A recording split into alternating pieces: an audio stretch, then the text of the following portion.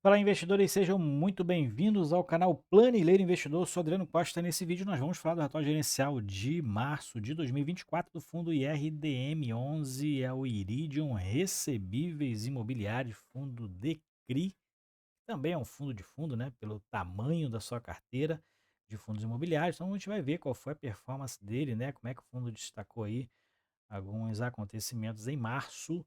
Então, fique conosco para saber informações atualizadas do IRDM11. Se você não é inscrito no canal ainda, não perca tempo, se inscreve aí no canal, ative as notificações e deixa o seu like. É tudo de graça e a gente tem aí muito a agradecer aos cotistas que são inscritos no canal, né, que ajuda muito a gente a prospectar os vídeos aqui. A gente tem uma meta nesse ano, chegar a 10 mil inscritos, então se inscreve aí, é realmente de graça. Mas você pode também ser membro do canal, ter algumas vantagens, né, os vídeos que são postados aqui no canal eles assim que levantados para o YouTube, já é disponibilizado para o cotista, né, de imediato. Então você já tem acesso direto aos vídeos e também as sugestões de vídeo você também consegue ter preferência, tá bom? E eu vou deixar esse relatório gerencial na descrição do vídeo e o link do nosso grupo do Telegram para você conversar comigo e com outros investidores lá. Vamos lá então? Vamos falar aqui do IRDM11, fundo que eu tenho em carteira, é a minha maior posição em carteira, tá bom? Inclusive, maior posição em proventos que eu já recebi aí nos meus históricos, né, de fundos imobiliários. Então, eu tenho um fundo há mais de 3 anos na carteira. Gosto do fundo, é um fundo bem diversificado, né? Teve esses problemas aí, questão dessas inadimplências que atingiram mais aí o Quarteto Fantástico, né? Que a gente tem destacado aqui, o HCTR, DEVA, o TORD e o VSLH, mas já está aí praticamente pagando o que todos os outros fundos do mesmo nível está pagando, mas ele é um fundo mais high yield do que high grade, né? Então deveria estar pagando um pouquinho mais, né? Mas a carteira está bem equilibrada, na minha opinião. A gente vai ver isso aqui no relatório, tá? Muitos falam da gestão também, né? A gestão muito passiva, realmente, muitas coisas que a gestão deixa a desejar, mas é um fundo grande, né? Um fundo aí que dá um pouquinho mais de segurança pela diversificação que ele tem, tá? Claro que não é nenhuma indicação, essa foi a minha tese por investir no Iridium, acho que é o terceiro ou quarto maior fundo do mercado brasileiro. O objetivo do fundo é investir em CRI, né? E secundariamente em outros papéis aí, CEPACs, LGs, LCIs, FIIs, né? Que ele faz aí um investimento bem alto em FI. A gente vai fazer esses comentários também ali. O fundo é para investidores em geral, ele começou lá em março de 2018, com domínio fechado, prazo indeterminado. Quem administra é BTG Pactual, né? Quem administra, mas quem gere mesmo o fundo é a Iridium, né? O fundo é um de gestão ativa, então é o gestor aí que toma as decisões em relação ao portfólio, né? E aqui o fundo tem taxas, né, de 1% ao ano sobre o valor, não se sabe aqui que valor, se é patrimonial, se é valor de mercado, mas é 1% de taxa de administração e gestão. Ele anuncia seus proventos no sétimo dia útil e paga 5 dias úteis depois, no 12º dia útil, né, é o mês, é o que ele paga, né, e sempre anuncia no mês subsequente o que ele faz referência. Vamos aqui então falar então que os comentários da gestão, fundo que anunciou 80 centavos, né, mais de 1% de distribuição em relação ao valor de mercado, o que dá aí uma remuneração de 129% do CDI, mas o resultado do fundo gerado foi de 85 centavos, mas o fundo está na política de segurar aí os 5%, né, no mínimo os 5% que não são obrigatórios de distribuir, visando alguns impactos que ele tem vislumbrado em relação às amortizações e inadimplências, tá? Então o fundo já está se precavendo com relação a isso. Então ele está acumulando uma reserva, né? O fundo sempre distribuiu 100% do que ele normalmente tinha de resultado. É um fundo ainda com um caixa monstruoso, né? Muito grande o caixa do fundo. É, e ele então está acumulando os resultados aí para possíveis distribuições futuras, né? Em caso de inadimplência, ele manter ali aquele nível de distribuição que a gente sabe que o mercado de FII, até mesmo de ações, né? Para quem visa dividendo, né? Acaba precificando, a gente vê que a maioria, né? Muitos não estudam o fundo, não tem uma questão de investir para longo prazo, né? Para aposentadoria, então acaba seguindo o dividendo, acaba seguindo os proventos e os preços de mercado acaba variando por conta disso, né? Então alguns fundos preferem até mesmo queimar a caixa, mas manter um preço ali mais elevado, mais próximo ao valor patrimonial, né, ou até acima, para possíveis emissões, né, de cotas, por exemplo, não ter nenhum tipo de problema, né, e poder emitir acima do valor patrimonial ou até mesmo no valor patrimonial. Então o fundo está com 18 centavos aí acumulado já, né? Já tem, acho que é o terceiro mês que ele está acumulando. E ele fala que sob a prévia do IPCA 15, né, mês de março foi de 0,36%. Que, claro, o relatório é de março, né? Então, fevereiro foi de 0,83%.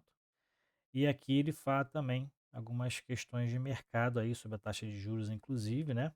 Uma expectativa de 9% para o final de 2024. Mas é um fundo que tem o IPCA como principal indexador da sua carteira. Aqui os rendimentos mensais, aqui então as distribuições que o fundo fez, né? Então foi de 80 centavos, aumentou aí, depois de 5 meses distribuindo abaixo dos 80, né? Então voltou a distribuir a 80 centavos, 0,91% de dividend yield com base no valor patrimonial, tá? E o valor patrimonial da cota está 87,50, 87,47, né? 87,47 é o valor patrimonial da cota atual. E o desempenho do mercado secundário, né? O fundo encerrou a 76,99, né? E o volume de negociação no mercado foi mais de 83 milhões e meio de reais de volume de negociação, né? A liquidez do fundo reduziu bastante, né? E tem alguns picos de negociação, porque ele faz, ou não sei se nem faz mais, né? Mas ele fazia parte do índice internacional, né? Então, quando tem ali algum movimento desse índice, né? Desse índice, ele acaba então tendo um volume bem alto. Normalmente são finais de trimestre. Carteira do fundo, então, é uma carteira imensa, né? O fundo tem ali posições bem altas em alguns papéis, né? É bem grande a carteira do fundo, como a gente verifica aqui, 2 páginas de carteira, que somam quase 2,5 bilhões de reais, 78% da carteira do fundo. Claro que ele não, alguns, alguns papéis se repetem aqui, né? Então a diversificação acaba reduzindo mais por conta de empresas que se repetem aqui. Então, se a gente for pegar por emissor mesmo, né, deve dar aqui em torno aí, né, de metade aí dos papéis, né, são de empresas, né, vamos dizer assim, a diversificação mesmo, né. Desses 78%, então, são de CRIs, tem um fundo soberano também, que o fundo tem a posição bem alta em um fundo soberano, que é o Tesouro, né. E dentro da carteira aqui ele também tem fundos de investimento imobiliário com características de renda fixa, são esses quatro aqui com 96 milhões, e carteira de fundos imobiliários, aquelas que a gente mesmo investe, algumas para investidores profissionais aqui, né, para institucionais, mas a maioria que nós investimos, né? E é claro, aqui o fundo, como teve um comentário, inclusive, aí dentro do vídeo, né, em relação, pô, mas o gestor compra o fundo caro pra caramba aqui, ó, Deva 101,34, né, HCTR é 119,27, essas bombas que ele tem na carteira, né? Então, mas acontece que o fundo adquiriu isso aqui, né, lá em 2020, né? Lá em 2020 a HCTR tinha valor patrimonial 2020, 2021 a R$ 120, mas ele era negociado a 150. Então os fundos, inclusive eu ganhei muito dinheiro nas emissões, né?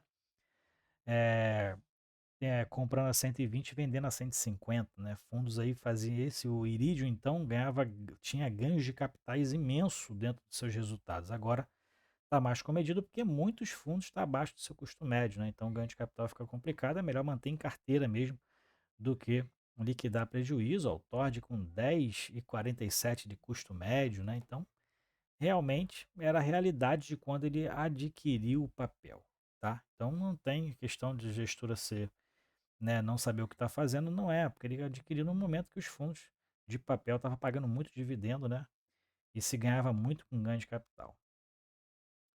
Distribuição da carteira, então o fundo então tem aqui essa distribuição, né? A maioria é CRI, distribuição para o indexador, a maioria é IPCA, o fundo tem adquirido, tem aqui 18% de fundo imobiliário, né? 6,4%, quase 10% de CDI, mas a maioria é IPCA. Aqui é a distribuição para o setor, então tirando aqui o fundo imobiliário, tem geração de energia, incorporação, loteamento, logística, né, shopping center, multipropriedade, então tem uma diversificação bem interessante aqui de setores também. E essa aqui são as movimentações do mês, então o fundo comprou diversos CRIs aqui, né, comprou diversos CRIs aqui em carteira. Pela soma rápida que eu estou fazendo aqui, foram mais de 40 milhões de reais de compras, né? E vendeu muitos FIIs também aqui, vendeu o Tegar, vendeu o RPR, vendeu o ALZM, que é um fundo de fundo, né, da Aliança, vendeu aqui o financeiro, né, que dá aqui pela conta rápida mais de 15 milhões de reais de venda de FII. E aqui ele fala dos eventos adicionais que ocorreram no mês, CRI Pernambuco 1, Carprem, então representaram dívidas originárias para financiar a construção imobiliária. Então, alguns projetos iniciaram seus repasses, né, resultando na amortização extraordinária substancial das respectivas dívidas, e em março o montante foi de 6,4 milhões de reais.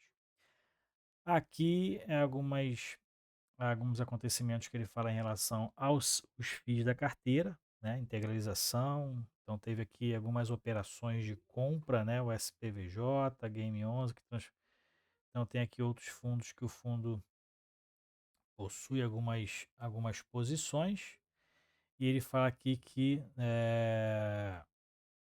de algumas alienações, né, o fundo segue reduzindo as suas posições, e então 10 FIIs diferentes eh, foi aí então alienado pelo fundo, né?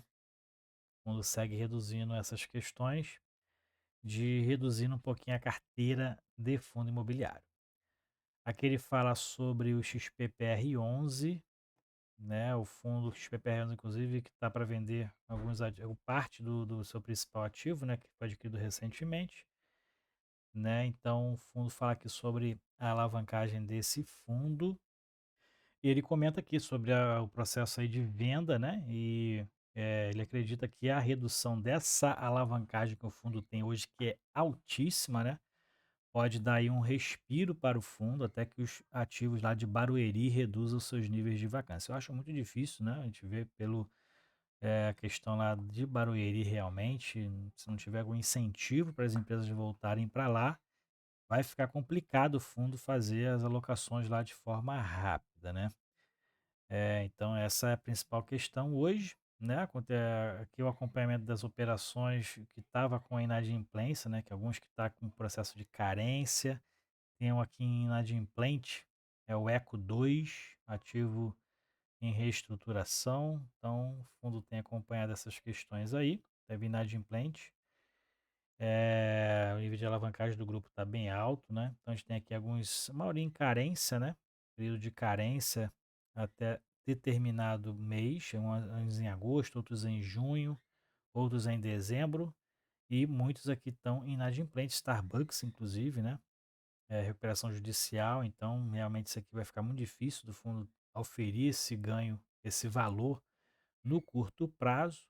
E tem uns aqui que está WAM inadimplente, eh, né? E aí o fundo então está com 3 inadimplências aqui dentro dos acompanhamentos e muitos em carência, né? A gente tem, vamos ver se esses que deu problema Gramado Parques, né? Biwick, que está em carência, vamos ver se eles vão cumprir com aquilo que foi acordado lá no ano passado, que essa carência até junho de 24 e julho de 24 alguns. Vamos ver se eles vão voltar a pagar aquilo que eles devem aí para o fundo. Demonstração de resultado mensal.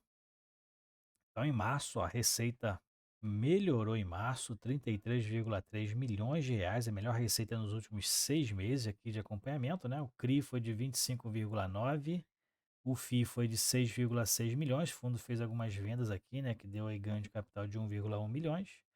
O fundo teve aí rendimento de caixa de 746 mil reais e as despesas de 2 milhões e meio de reais, teve um resultado de 30,8 milhões de reais nesse mês de março. Reservou aí, né, guardou 1,5 milhão de reais e distribuiu 29,1 milhões, que deu 80 centavos por cota de distribuição para mais de 36,4 milhões de cotas que o fundo tem hoje. Bom, então é isso aí, né? Essas são as atualizações do IRDM11, fundo mantendo os resultados ali próximos a 80 centavos agora, mais de 1% de distribuição a valor de mercado, mas não está ruim também a valor patrimonial, já que o valor patrimonial está em torno de R$ 87, pagando 80 centavos, tá ali pagando quase praticamente 0,9% a valor patrimonial, também está bem interessante, né? O fundo segue aí com alguns problemas de inadimplência, mas é uma carteira muito grande, né? Um ou outro vai dar inadimplência ali, não é um impacto tão significativo como é nos outros fundos que a gente tem observado por aí, que tem reduzido as receitas imensas, né? Tem fundos aí com 80% de inadimplência, 90% de inadimplência, isso aí sim é um absurdo. Mas o fundo, com uma carteira bem grande, né? Bem diversificada, acaba tendo, problemas pontuais, é claro, como todos os outros têm, né, a gente verifica e quem faz a leitura do relatório gerencial do MXRF11, que sai bem tarde também, acaba a gente não fazendo muitas leituras aqui dentro do canal, a gente vê que vira e mexe tem 4, 5 CRIs ali dentro da carteira dele com problema de acompanhamento, de amortização, de pré-pagamento, questões ali de inadimplência também, né, de valores que o fundo não consegue oferir, mas são participações bem reduzidas aí que não tem muitos impactos dentro da receita. Então é importante também a diversificação para que diminua esses riscos, esses impactos aí, que acaba reduzindo as receitas e, consequentemente, os resultados distribuídos ao cotista, ok? Então é isso aí. Se você gostou do vídeo, deixa o seu like, se inscreva aí no canal, compartilhe com a gente se também você é cotista do IRDM11, qual o percentual da sua carteira hoje. Fiquem com Deus, até o próximo vídeo. Tchau, tchau.